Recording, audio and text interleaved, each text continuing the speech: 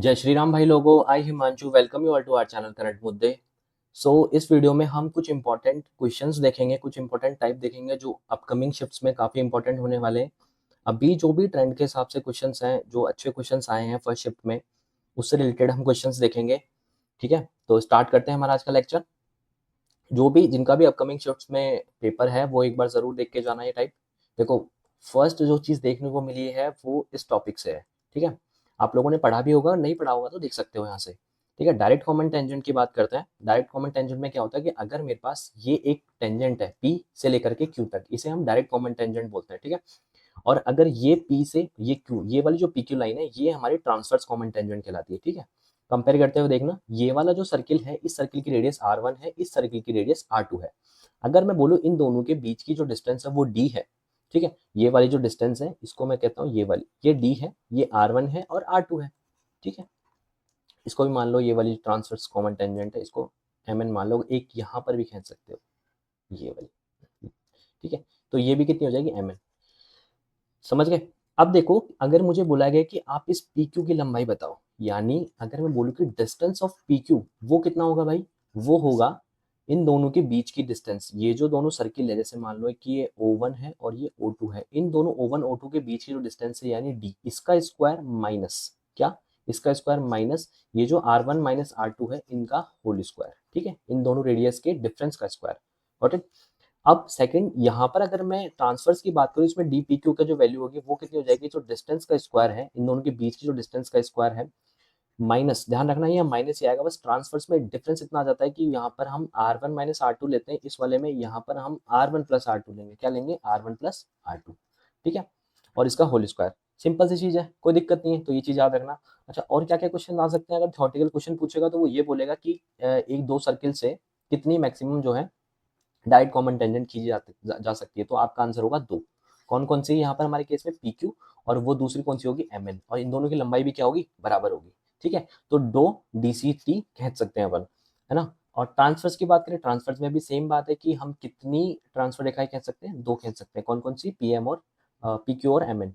ठीक है, दो केस बन गए। अब थर्ड वाला देखो, थर्ड वाले केस में क्या होता है कि जब ये दोनों सर्किल जो है आपस में टच करें, इस केस में अगर एक मैं टेंजेंट खींचता हूँ, ठीक है, ये मान लो एक टेंजेंट है जो दोनों को टच कर रही है, इसको पी पर, इसको क्यू पर। इन दोनों का सेंटर ये O1 है मान लेते हैं, ये O2 है।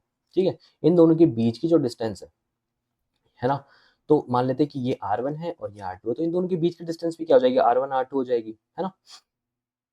यहाँ से अगर इसको मिलाऊं तो ये भी R1 हो जाएगा, यहाँ से इसको मिलाऊं तो ये कितना हो जाएगा, ये भी R2 हो जाएगा। तो इस केस में जब अगर मुझे बोले कि आप भाई पी क्यू की लंबाई बताओ, तो डिस्टेंस ऑफ पी क्यू जो होता है वो सिंपल सी चीज़ है, आप याद रखोगे, √R1 R2 है।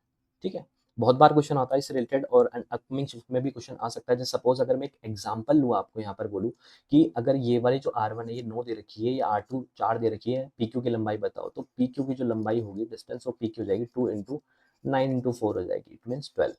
ठीक है, और ये प्रीवियस ईयर में आया हुआ क्वेश्चन है। ठीक है, CHSL का आया हुआ क्वेश्चन है।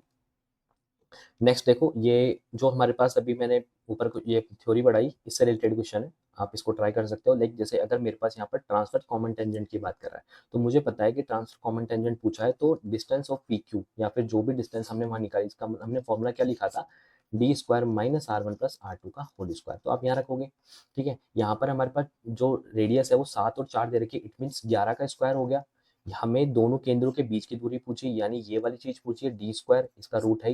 इधर हमारे पास डिस्टेंस ऑफ पी क्यू, दोनों जो वनिष्ठ स्पर्श रेखा है यानी डायरेक्ट कॉमन टेंजेंट है, ये किसकी लंबाई दे रखी है, डायरेक्ट अनुप्रस्थ, सॉरी ट्रांसवर्स की दे रखी है, टीसीटी। टीसीटी की लंबाई कितनी दे रखी है, 13 दे रखी है, यानी 13, तो इसका स्क्वायर करूंगा तो ये 169 आ जाएगा, इधर आ जाएगा डी स्क्वायर, ये आ जाएगा -121।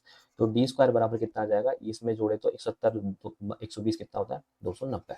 तो यानी मेरा आंसर कितना आ जाएगा, √290। यानी जो बीच की जो डिस्टेंस है, यानी ये वाली जो डिस्टेंस है, ये वाली यहाँ से लेकर के ये वाली जो हमने देखी थी, ये कितनी है, 290 का रूट।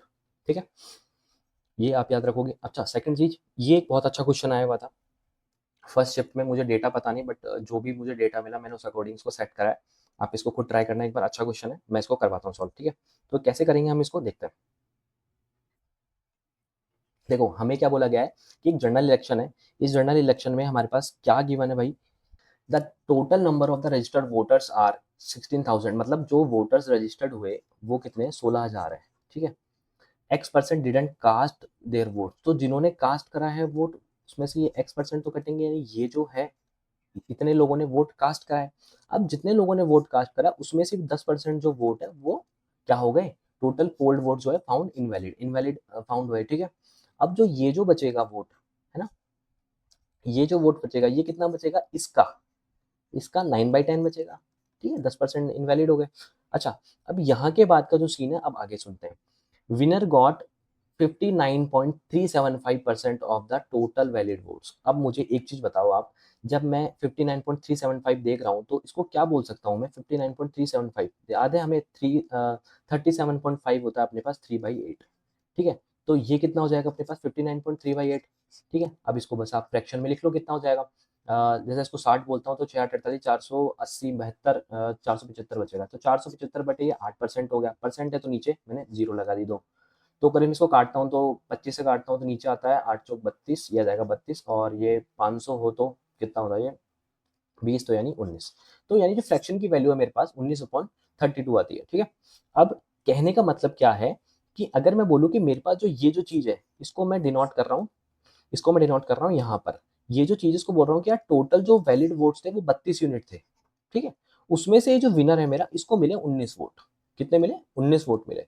तो यार जाहिर सी बात है हारने वाले को कितने वोट मिले होंगे, हारने वाले को कितने वोट मिले होंगे, 14 वोट मिले होंगे, 13 वोट, ठीक है। हारने वाले को 13 वोट मिले होंगे। तो डिफरेंस कितने का आया भाई, डिफरेंस आया 6 यूनिट, यानी मैं कह सकता हूँ जो मेरा विनर है वो 6 यूनिट वोट से जीता है। तो 6 यूनिट वोट की वैल्यू मेरे पास 2484 दे रखी है। एक यूनिट की अगर मैं वैल्यू देखता हूँ मेरे पास तो वो कितनी आती है भाई, ये आ जाएगा 6 चौक 24, 6 एकम 6 और 6 14, ठीक है।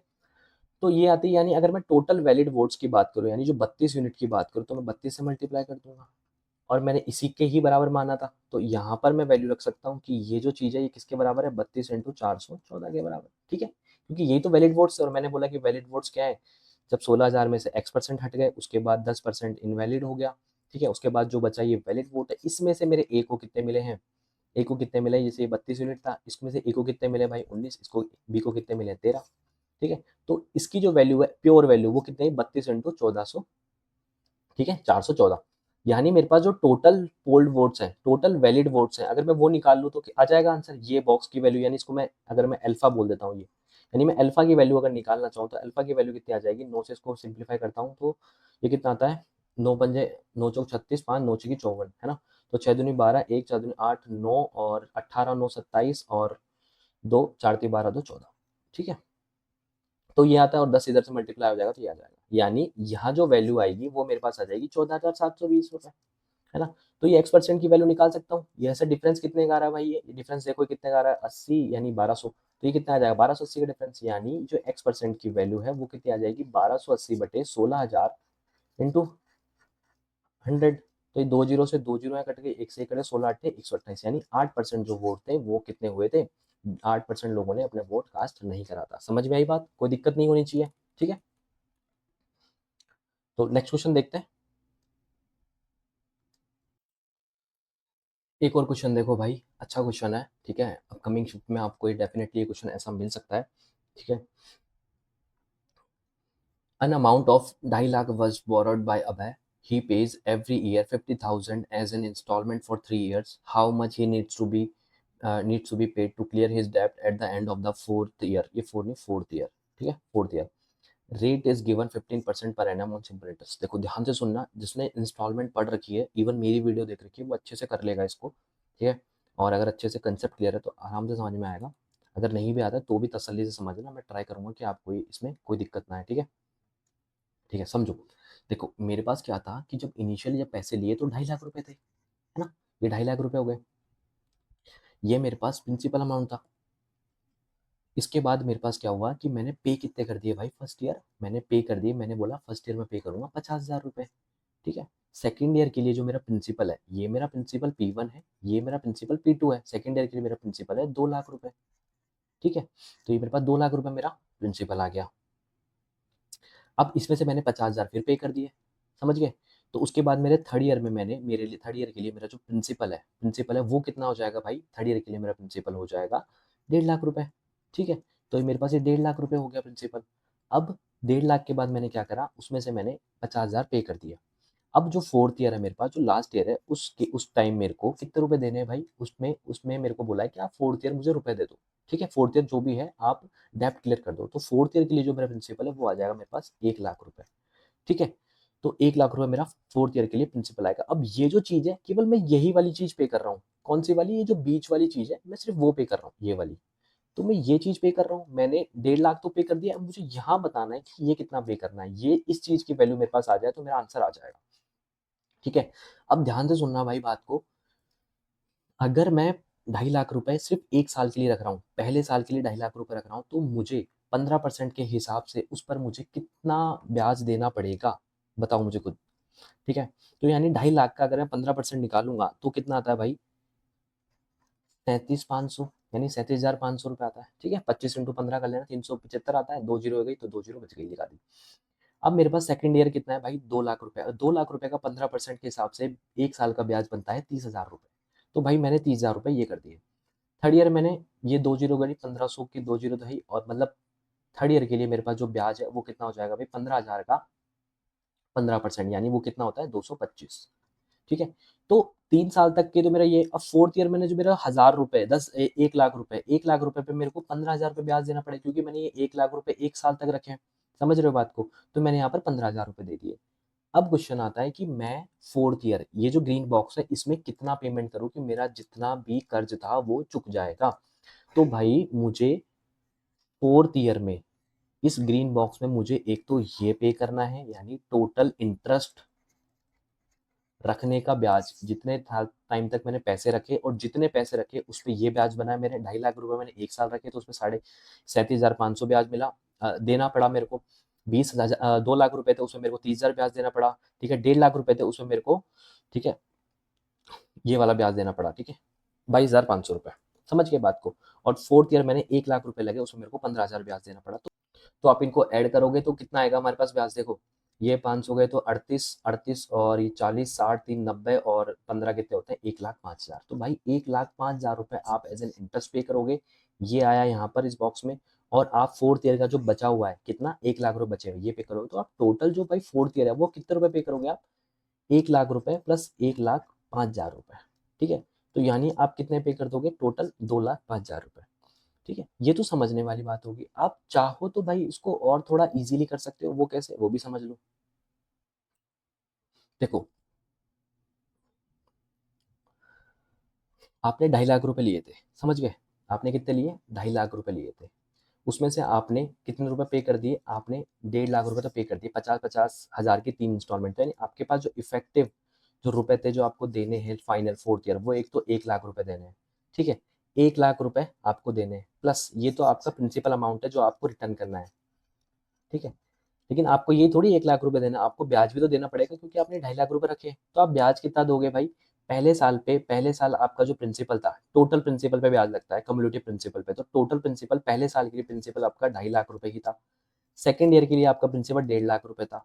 थर्ड ईयर के लिए, सेकेंड ईयर के लिए अपना 2 लाख रुपए था, सॉरी, 50,000 कम हो गए। फिर 50,000 कम हो गए तो आपका 1.5 लाख रुपए प्रिंसिपल था। फिर फोर्थ ईयर के लिए आपका प्रिंसिपल 1 लाख रुपए था, यानी टोटल आपके पास जो प्रिंसिपल बना भाई वो कितना था, 7 लाख था। ठीक है, तो 7 लाख रुपए पर आप 15% के हिसाब से ब्याज दे दो, यानी कितना, 3/20 कर दो। ठीक है, तो 7 लाख है ये, 7 लाख। तो इसका 3/20 करोगे तो भाई ये कितना आएगा आपके पास, ये आएगा आपका 1,05,000।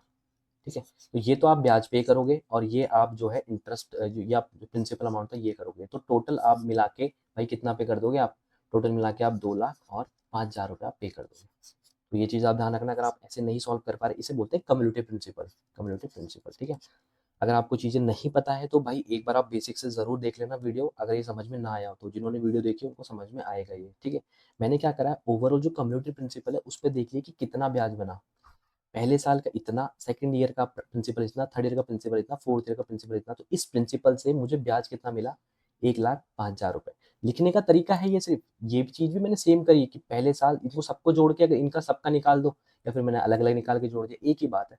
तो आपको एग्जाम में शॉर्ट में करना है, आपको एग्जाम में ऐसे करना है शॉर्ट में। ठीक है, 2.5 लाख, 2 लाख, 1.5 लाख, 1 लाख, टोटल 7 लाख का 3/20। ठीक है। तो इसमें कितना बनेगा 1,50,05,000 रुपए। तो टोटल मिला के कितना पे करोगे फोर्थ ईयर, ये तो ब्याज के रूप में और ये प्रिंसिपल, तो टोटल 2,05,000। ठीक है, तो ये चीज़ आप ध्यान रखोगे। अच्छा, और क्या इंपॉर्टेंट है अपने पास जो अपने को ट्रेंड के हिसाब से देखने को मिला है, आप भाई याद करोगे एक तो x minus one by x वाली वैल्यूज, अगर ये के दे रखी है तो x square plus one by x square क्या होता है, अगर x minus one by x से अपन x plus one by x से जा रहे हैं तो के स्क्वायर प्लस फोर का रूट होता है।